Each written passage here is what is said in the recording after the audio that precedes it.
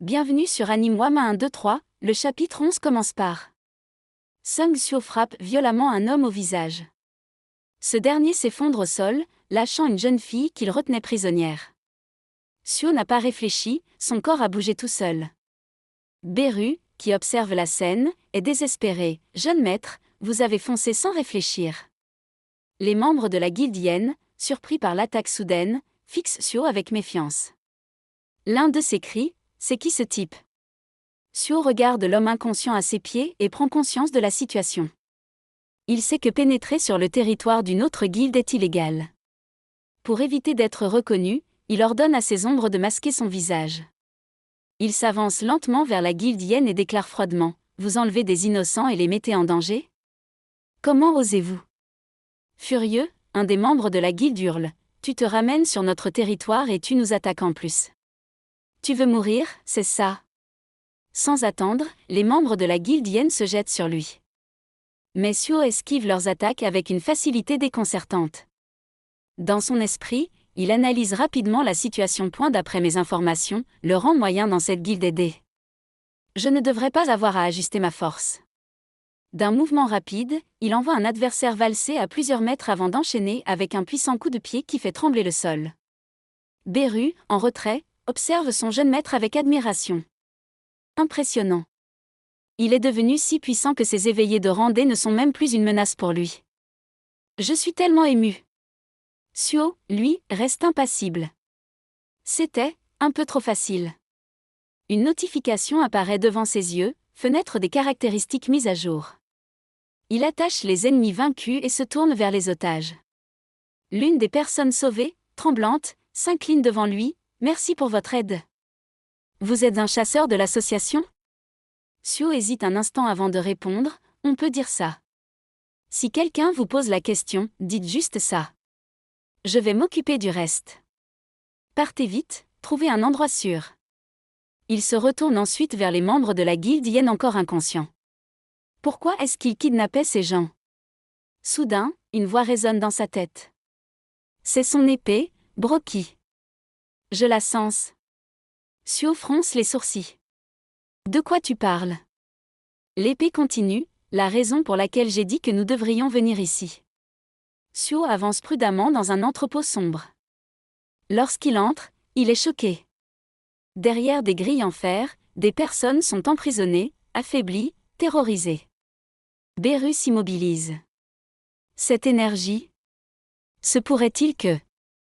Seo s'accroupit et remarque quelque chose d'encore plus inquiétant. Un chiot, recroquevillé au fond d'une cage. Mais ce n'est pas un simple chiot. L'épée confirme, ce n'est pas un chiot. C'est un jeune louveteau. Le descendant du monarque bestial. Seo ouvre grand les yeux. Le monarque bestial. L'épée continue son explication: « Après sa défaite contre le monarque des ombres, il a confié son héritier à un garde personnel.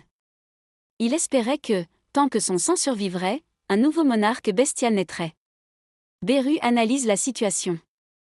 Je suis certain que cette énergie appartient au monarque bestial. Mais si nous le laissons ainsi, il continuera de s'affaiblir et finira par mourir. Seo serre les poings. Il sait ce qu'il doit faire.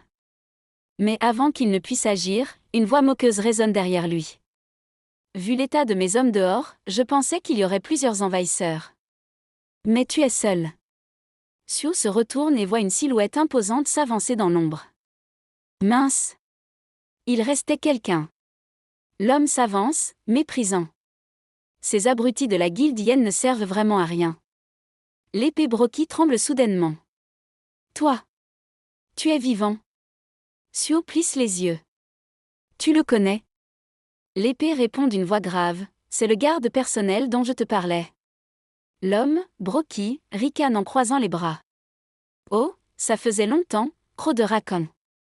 Quelle surprise! Son sourire s'efface alors qu'il fixe froidement Seo. En un éclair, il traverse la distance entre eux et arrache le louveteau des mains de Seo. Humain! Tu oses toucher ce qui m'appartient. Avant que Seo ne puisse réagir, Brookie l'envoie voler à travers plusieurs conteneurs. Beru panique. Jeune maître. Seo se redresse difficilement. Il sent le goût du sang dans sa bouche. De tous les coups que j'ai reçus jusqu'ici, c'est celui qui m'a fait le plus mal. Beru s'approche, inquiet. Vous saignez? Sio secoue la tête. Arrête de crier, Beru. J'ai la tête qui tourne. Une notification apparaît. Compétence ténacité a augmenté. Défense physique renforcée.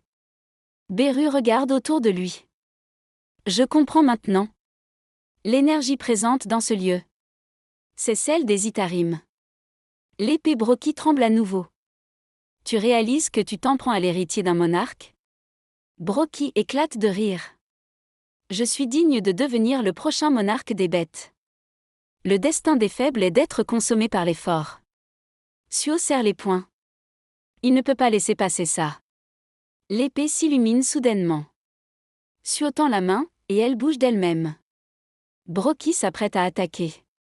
Je vais te tuer, humain. Mais Sio le coupe d'un ton froid, ça tombe bien. Moi aussi, j'ai un compte à régler avec toi. Il jette un regard au louveteau effrayé.